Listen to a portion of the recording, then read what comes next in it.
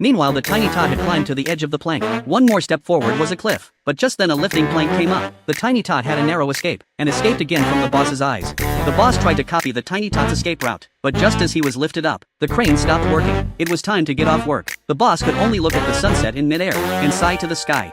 While the tiny tot had already escaped into the crowd of people leaving work, at the tiny tot's house, the babysitter finally discovered the tiny tot's escape pattern.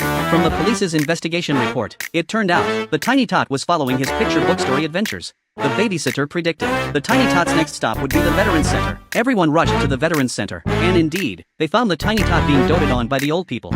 On the way home, the tiny tot kept barking boo-boo-boo-boo at a distant clock. Fortunately, his mom understood his language, and guessed where the tiny tot had been, and his favorite boo-boo was still there. When the police found the kidnappers' hideout, based on the clues provided by the tiny tot, the three kidnappers were doing a postmortem. The tiny tot had left a lifelong unforgettable psychological shadow on the three of them. I never want to have kids in my life.